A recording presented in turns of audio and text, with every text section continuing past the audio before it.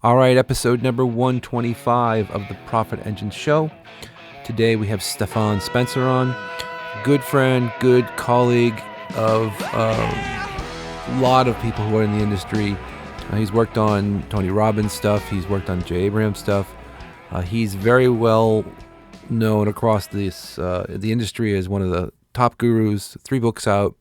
It was the first book I ever bought back in 2010 when I started my agency. Was his SEO book. So I think this is the quintessential sort of cap on the last of the 3 episodes of our SEO journey here. So we have a really long but very fruitful discussion. Lots of nuggets in here, lots of gold from Stephan. So enjoy this conversation. If you are an SEO person and you want to learn more, this is the episode to pay attention to. All right, Stephan, how are you? I'm glad to have you on my podcast. I've been looking forward to this forever. Yeah, well, thanks for having me. It's fabulous. Well, I appreciate you sort of jumping in a not last minute fashion, but boy, we had a good conversation. And this industry, this SEO industry, and this is one of the 3-part series that we're doing on SEO for the Profit Engines podcast. And I love to talk about history of SEO because you started back. I still have the book when with Rand and you and the whole thing when it really sort of started like 2000. I mean, back in really the earliest, I almost feel like the 2000s, the era of the 2010 is like ancient history for SEO. Yeah. So let's talk about, you've got the history from the beginning really, and I understand and you understand where the market's going. I want to talk about really what we do every day, like what you and I do every day, which is we kind of deal with the customer's education process about what is happening in the SEO world, right? We have to sort of dumb it down to a level where people go, hey, I get it. But really, content, right? If you think about this, there's content, there's technical, and there's links. But in reality, we've won on content being sort of like the silver bullet now, which is that if you've got a Wikipedia that Google likes, and obviously there's other things involved, but I tend to see that that's what's your opinion on this? Because we try and commit customers to doing content, really good content, and saying like what you're going to find is not just human beings out there besides Google, obviously, but what we're finding is that if we really write to a point where we become the authority in the market for the topic, Google falls in love with us. I mean, it's just the weirdest thing. It's all of a sudden like, it's not just rankings. It's like tens of thousands of keywords get popped up underneath these huge pillar articles that we've written. And Google says, well, you must be the guy. So what do you think about that? Yeah, well, I think a trap that folks get stuck in is they're writing solely for their customer base. And that's not necessarily an influencer as Google sees it. So if we're writing for our customers and they don't really have powerful websites with high authority, high trust scores, then we're missing the mark. We need to create remarkable content that's worthy of remark and target the linkerati when we're writing at least some of these content pieces, because the stuff you're writing for your customer base may not land for the linkerati, and it may not be worthy of their time and attention and for them to blog about you. So how are you going to get the powerful links unless you're catering to the audience that has a powerful website? Yeah, for sure. And I think the big misnomer in the SEO world is that, yes, there are certainly things that are complex, but reality is that this is all really, it's doable. The question is, it's expensive now. I mean, I have to admit, I've seen this industry grow from you go back further than I can, you've started way back. And, yeah, 1995. Right. But to even really what we're talking about now is that the price to pay to have Google as your date to the dance. That's what we love to say. Like, we're like, oh, you're gonna bring Google's hand to the dance today? Okay. Hey, you want to do that? She's very expensive to take out to dinner. You really have to think like, look, this is like a monster strategy of not thinking through, as you said, not just like writing for the audience, but becoming an authority, so you can get the authority backlinks because people want to link to you because you're the resource. But it's also the technical aspects of dealing with the algorithm shifts every single day. Google's throwing a curveball and a slider and a knuckleball. You have to actually think like this isn't static. There used to be like these seemingly programmatic stuff that we make up a new name, penguin, zebra, whatever, mosquito, make up a new name for these algorithm shifts. But now it seems with AI, and maybe you can clarify this if you have some thoughts on how this is, it almost feels as if, and I see this because of our team really is engaged every day with a lot of accounts doing SEO, that there is some sort of like pathway now where the shifting is based off of sort of how they say this about Google, but maybe even profitability. I don't know. It seems like there's something else that's in the mix where we could fix things and it seems fine, and then the next day it's all changed again because it's like, oh, well, another thing ran through, whether you want to call it one of these animals. I don't think that those things even exist. I think it's more like the algorithm is so complex now that its AI learning is now shifted its rank brain into like saying, okay, look, let's just go down this path and then we'll find stuff and then we'll just sort of autocorrect. I'd love to hear your opinion on what you think, how these changes are being insulated from the public, but really being driven by Google's internals. As I think as anybody else, I'm stymied every day when I see stuff move around. Yeah, so certainly this is a shifting sands when we have to be comfortable with change. And if we're not comfortable with change, we're in the wrong industry. So, and we need to be always thinking 3 steps ahead, more like 10 steps ahead. It's really all about AI. The machine learning is in place in a lot of the algorithms at Google, but machine learning isn't full-blown AI. We're going to see full-blown AI, right? Autonomous intelligence, not just artificial, right? And what that means is that we're going to need to not rely on tricks or hacks or things like that. We need to think more strategically, and signals that we're used to having be important may no longer be important over time, and things that we are not used to being signals or treated as signals by Google may very well become signals. Matt Cutts at one point said, we would use in the algorithm whether the webmaster had a cat as a signal if it meant the results would be more relevant and higher quality. We'll use anything, in other words, right? So if the machine learning algorithms they have a large enough training data set, then they can get very good, better than humans, at detecting spam, at just doing a sniff test on the quality of your content, on how authoritative, trustworthy, and expert you are in your topic space. EAT stands for expertise, authoritativeness, and trustworthiness. It's mentioned a number of times in the Google Quality Rater guidelines. And this army of human reviewers that are going through websites, evaluating them on all these various criteria, including EAT. It's not for the purpose of demoting your website. It's for the purpose of giving a huge training data set to an AI. And what I like to say about, how do you outsmart an AI? Actually, let me pose that as a question. How do you outsmart an AI? Yeah, because that's what we're facing. I'll tell you, the only answer that I can think of for how to outsmart an AI is with another AI.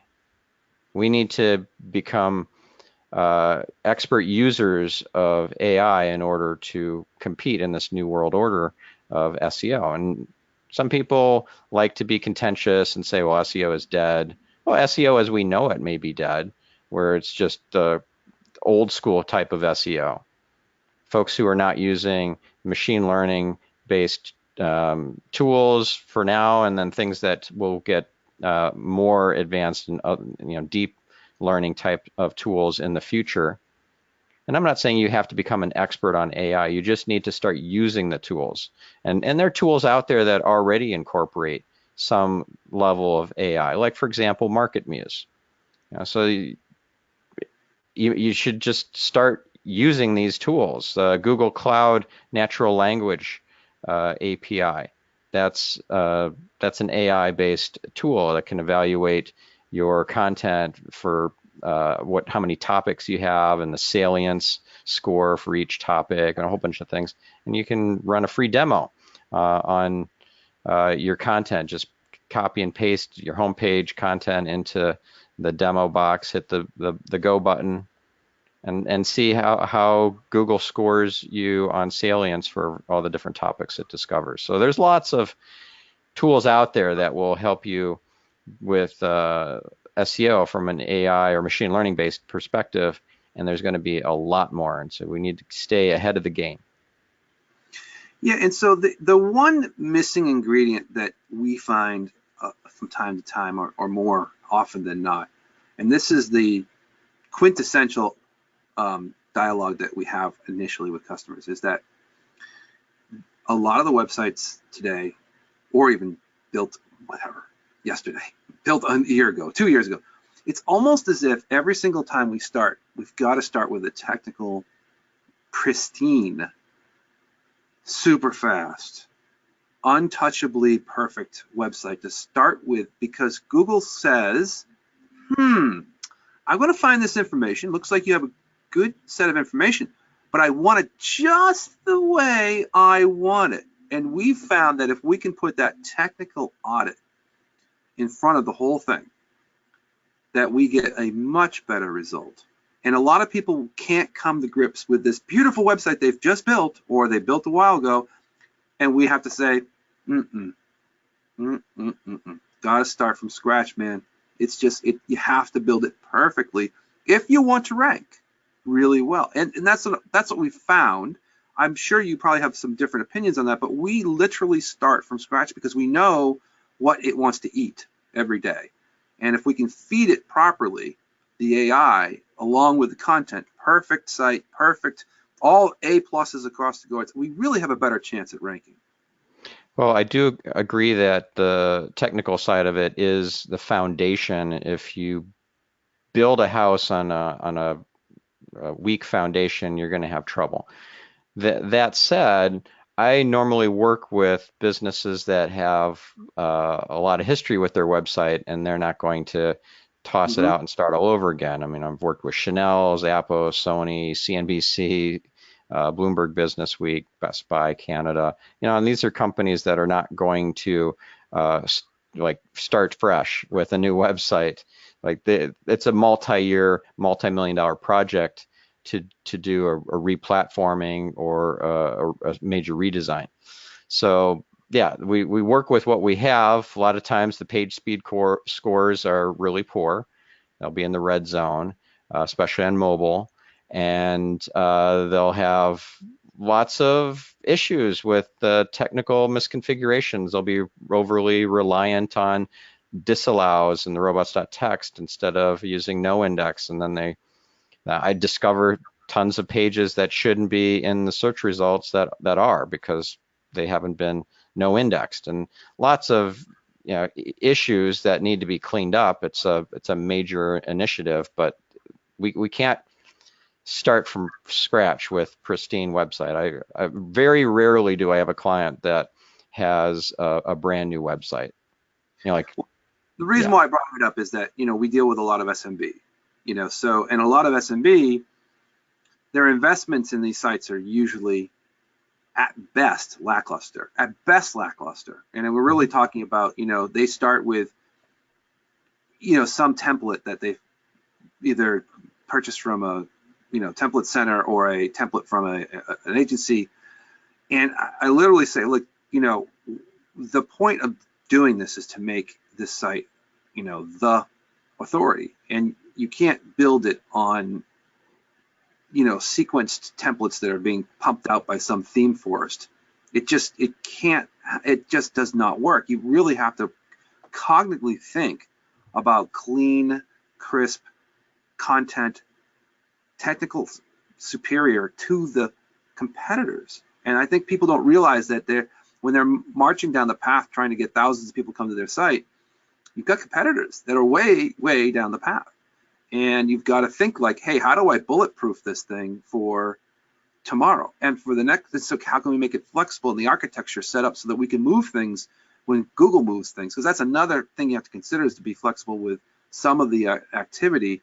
So you're building your house so it can withstand a hurricane, right? Mm-hmm. Which might be the next algorithm shift. So I'd love to hear your opinion on that. Well, SMBs oftentimes rely on WordPress as their CMS, and then they'll install a bunch of plugins that sound good, and it's like they're in a candy store, and like, I'll take that one and that one and that one and that one. Or they'll rely on a web developer or web designer to give them advice, and they won't understand the SEO implications of what they're doing, and then you end up with 20 or 30 different plugins installed. The website becomes super slow.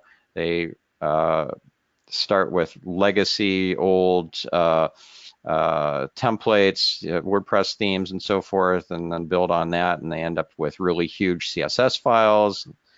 It becomes just a real mess. And then you do have to kind of start from scratch with a brand new theme and so forth. Now, if it's an e-commerce site, it seems like Shopify is the choice for many new e-commerce sites, and that's an okay solution. But from an SEO perspective, it's not super flexible in terms of what you can do with it. From an SEO perspective, you're better off with like a e-commerce platform such as Magento that allows you to use a lot more plugins and to go into the back end and do a lot more stuff. But yeah, it's an investment of time and money for a client to take that leap with you and say, well, this wasn't built right, and we have to do some major invasive surgery. In fact, that was why I invented an SEO platform for optimizing websites using proxy server, using reverse proxy technology back in 2003.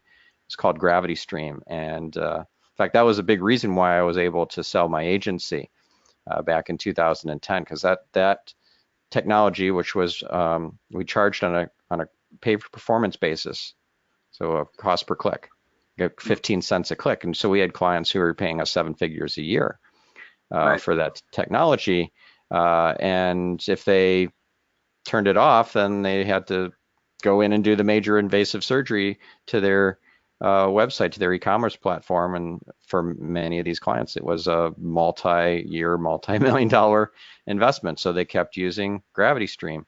So that ended up being the majority revenue of our agency, was this Gravity Stream technology, which I wouldn't have seen back in, when I started. This kind of was an opportunity that presented itself because there is so much involved in doing a major overhaul from a technical standpoint, especially with these larger websites. So it's a big, costly, painful investment to overhaul for SEO a website. It's kind of like I like giving this analogy when talking to prospects, that whoever developed your website didn't really understand SEO that well. And so what you ended up with was a house where they forgot or didn't think to wire it with electrical. And so Perfect. you turn on the light switch and nothing turns on. And that's because there's no wiring, and you have to tear out the drywall to add the wiring and then patch up the drywall. It's so much more expensive than building the house from the get-go with the wiring built in, with that in mind. So that's what ends up happening, and then the client understands that, oh, okay, that makes sense, and yeah, that's what happened. And well, it's interesting because here's the nuts and bolts. If you do it right, like we've done for lots of customers and for ourselves, there's an unending amount of stream of traffic and leads. You don't have to pay for it. And that people don't realize they're investing in literally, it's like investing in the stock market. I mean, the returns just keep coming if you've done it right, because you become that stable authority that you're not, unless you do something crazy stupid, you can continue to reap the rewards of having a continued traffic stream. And people don't realize that long-term investment that's coming from that initial sort of push of inertia that really changes their, I mean, we've had customers go and change their whole lives because and change our lives. I mean, we've become a 7-figure company because we own all these SEO terms for all these medical, marketing terms. So we just basically every day there's someone knocking on the door, they found us. But I have a question for you that's probably more relative to the audience that's here. So we talked about sort of the authority being built by content, really important to do content. We've talked about the technical analysis, and that really you should be thinking through process of building. I want to add that the authority, I think, is really built more by the links than by the content. The content is a necessary prerequisite. Yeah. But so now I was just about to go into, you stole my thunder. So, content. Now we're talking, we talked about the technologies. Now we're talking, let's get to the meat, which is what everybody wants to know, right? Link building. So good, bad, and different, black hat, green hat, purple hat, you pick a hat. There's so much to talk about with link building. We could probably go on for a day about, different types of links and how do you get them, and, so you buy them, you don't buy them, you acquire them, or you acquiesce them, however you want to say, or you beg, borrow, and steal, and you trade, you link. There's so many different ways to consider that. And all of our clients say, well, look, we have to literally have $2,000 a month in minimum in link building spend for any client, because they're like, look, you have to build links to build your authority, period, end of story. There's no way around it. You have to do it. And obviously we're doing outreach, and we're contacting other blog owners and saying, hey, we've got a great piece of content, and we do all the link, dialogue. Talk about this, because this is the holy grail.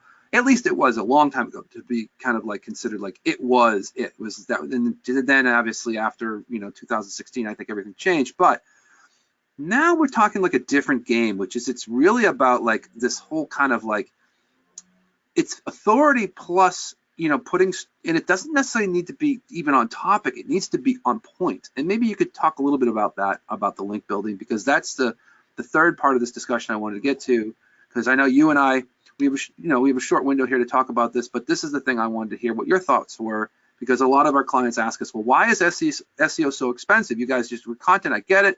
You do technical fixes, but then you have to spend all this thousands of dollars to do what? Like, I don't get, what is a link? Why do I have to buy this stuff? It's not buying. It's building literally your infrastructure of your house. It's like building all of the conduits. Like, okay, great. You built the house. Now let's pipe in the electrical, right? As you said before. Now we have to put a nice 200 watt amp system in here, or 200 amp system, right? So take that one, if you wouldn't mind. Yes. So I always like to offer a pay for performance option whenever possible. So with link building, if the client has a minimum of, let's say, $5,000 budget per month, so that goes in as a retainer, but it's on a pay for performance basis. So when they work with my team on link building, and we're using tools like Pitchbox for outreach and so forth, and what we do is we charge for the links that are acquired. Now, we're not buying the links, we're not paying webmasters or bloggers off, because then that, I think, leads to lower quality links, and it also leaves a footprint that is not good. So it's very important to stay pearly white hat in this, and not take any shortcuts. But the idea here is, if the client does not get the links that you're working on acquiring, then they shouldn't have to pay. They should get a refund of that, let's say $5,000 or whatever the amount is of that retainer. So what we do is they have to pay in advance for the retainer before we start work on that month's link building. Then we send them a statement at the end of the month, well, shortly after the end of the month, after we have acquired all the links, and we have a statement with reconciliation of, all right, these are all the prices that these links cost you, that we're charging you like on a sliding scale based on the authority of the website that's linking and estimated click-through traffic and various other factors. And so they just look at the final bill and say, all right, so you went a little bit over, 5% over, 10% over, so that goes on to the next month's invoice. Okay, no problem. Or you came a little bit short, 10% under, and so that's a credit on next month's bill. Great. So they can go and pull up each of those web pages that we listed that's linking to the client's website and confirm that, yep, those are legit links, and I can put in the website of the linking party into Majestic or Link Research Tools, Ahrefs, whatever the favorite tool that they use, and confirm that, wow, these are good links. These are good DR scores, good domain authorities, or good LRT power trust scores, or whatever. Yeah, and I think that's the best way. We've actually done that now too. We stopped sort of doing retainer plus, X. We just said, look, we are going to go out and acquire, and we have some minimum thresholds, and that's it. I mean, there really isn't. It's almost at a certain point now in the market where it's become easier to do SEO because it's very transparent. It's like there's 3 parts: content, technical, links. Done. I mean, there's other things out there, obviously, we could talk about, but I think if you took the major pile of things that need to be done and sort of synthesize it, that's kind of it. I mean, obviously, there's all this other stuff. Now, here's the last thing I want to talk about, and maybe, again, we got like 2 more minutes here. I want we have seen, and this is my suspicion, and you could probably confirm this or not confirm this. I will tell you that it seems like the better the SEO, the better the AdWords, and the better the social media, because I think brand is becoming more powerful in the market, because brand seems to be taking, like Google seems to be wanting brand, and maybe that's why, like, we're finding that people are like, I don't know why, but geez, your guys' cost per lead in social and AdWords is better, since we started to do the SEO. And I'm like, well, I think what's happening is that Google's recognizing your brand, and then your customers are seeing the brand more, so that there's sort of like this kind of, I don't know if you want to say like combination or coincidence, but it seems like that's happening. A virtuous cycle. Yeah, maybe that's a crazy name for it. Virtuous cycle of traffic. So what do you think? This is sort of the wrap-up question, and I just wanted to bring this out there because it's funny, we've had this discussion twice in a row, yesterday and the day before, where someone said, well, I don't understand why your cost per lead in these 2 other paid channels is so much better. And I'm like, well, we happen to be delivering thousands of hits of traffic through SEO that are on top of that. So maybe there could be correlation. I mean, you could argue either way, but I don't know. I'd love to hear how you think about it. Yeah, I think there's a pretty good separation of church and state in terms of the Google algorithm using, let's say, AdWords or Google Ads data to, like, quality score, for example, is on the ad side of things, right? So we want to, if we're Google, we want to keep that quite separate from the organic, the editorial side of things, where the organic results are. But I think there is a correlation, there is a bleed over. If you do really well with SEO, then you're going to just be conveying to the searcher, to the journalist, to the potential business partner, whoever it is, that you're legit, because they're going to Google you. They're going to do their due diligence. They're going to look for reviews and for scams and scam reports and things like that. And if you have the deck stacked in your favor because you've done SEO so well, there's going to be no question in their mind that you're legit, like you've got credibility. So I think that certainly goes into the quality score algorithm. If somebody is clicking on your ad and staying, you've got brand recognition, you've got legitimacy, and they're not questioning whether this is a fly-by-night operation, and so hitting the back button and going to another ad, that definitely sends a signal to Google Ads quality score algorithm that you're legit. Yeah, because there was always a thought that Google might be counting conversions and conversion architecture around the browser, and they're sniffing the sort of conversion aspects of the site to see whether it's not. I mean, you could probably argue that different ways, but I think at the end of the day, it's sort of just a human factor at the end of the day, that they probably just happen to find you more often, and your brand is just more relevant to the person. And Yeah, that's why Google has said many times that they do not use your Google Analytics data against you. Time on site, bounce rate, all that sort of stuff, conversion rate, they do not use against you in either the ad algorithm, the quality score algorithm, or in the organic side. And I believe them, because if there was any hint that that was going on, people would leave Google Analytics in droves. But that is the go-to platform for analytics, way more than Adobe Analytics or anything else out there. Everybody's on Google Analytics, even the huge companies. Yep.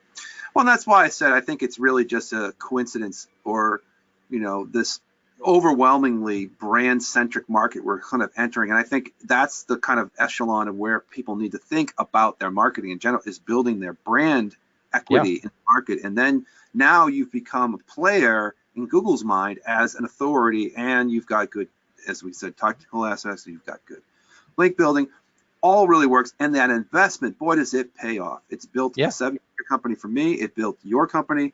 And we've got to tell people, your company, sure. SEO is not that. It's just different. It's just, it's basic. Maybe it's back to basics. So, well, I don't know if it's basic, but I think it's fundamental that you have to build a brand. So it's not a foregone conclusion for everybody. You have to kind of bring them along to show them the bigger vision of what they could be. If they have a URL instead of a brand, basically it's planned obsolescence, right? So I've actually rebranded clients' companies, like a 40-year-old company, Alpha and Omega Financial Services, 40 years old. And because of me, they rebranded to livingwealth.com, because their previous URL was aofsusa.com. You can't even say that. It's painful. And then I had another client. They had a convoluted name and URL, ari2000.com, American Response Inc. So they became SkyCover, which is a do-it-yourself, install your own security system, skycover.com. So I found these domains aftermarket, so they were not available to register. We had to negotiate, and sometimes you're going to have to spend many thousands of dollars or tens of thousands of dollars to acquire a really cool domain. Remember when my co-author Rand Fishkin was talking to me about acquiring Moz.com and how much money he was going to spend on that. I'm like, whoa, that is some serious money. I agree with you. I think it's a good investment. So Moz.com, nobody even recalls it's so old now that they used to be SEOmoz.org, The brand is it's everything. It's like it's the new kind of hub in this hub and spoke model. It used to be getting it never used to be as important as it is now. And you think, well, is there any other way but to be an authoritative brand? I don't think so. Not in this brave new world of AI. Yeah, for sure. So tell us where we can find you, some of the things that we talked earlier about, where there's some opportunities for people to learn more about. You've got 3 books out, just a couple of sentences about that, and then we'll call it a day here. All right, sounds good. So the book I'm most known for is The Art of SEO, now in its 3rd edition. And I've made chapter 7 available to your listeners for free. It's going to be at marketingspeak.com/engine. So that's where you get that. Chapter 7 is all about link building, content marketing. Since we had a good discussion on that, I think that'll be very pertinent. And then I also included some other things like an SEO hiring blueprint. If you're looking to hire an SEO for your agency, this is a really good process that I go through for screening and onboarding and all that. And then there's the SEO BS detector, has some fun quiz questions that you can throw into the interview, see if you got a good candidate there that you're going to potentially hire. And yeah, so those are a few fun things that I think will be valuable. Also, folks should listen to my 2 podcasts, marketingspeak.com for the Marketing Speak podcast, that's the website, and then getyourselfoptimized.com, which sounds like an SEO podcast, but it's actually biohacking and life hacking, Cool. Personal development. That's a passion of mine. Good. Well, thank you, Stephan. I really appreciate it. It was an awesome interview, and we're excited to get this off to the listeners. And thank you again. And hopefully, maybe a year from now, we'll be talking a whole new thing. Maybe there'll be some new thing that will come across Google's mindset to implement. It's the new AI of AI, right? Yes, or we'll be speaking to our computers more than we'll be typing on them. We know that. All right. Take care. All right. Thank you.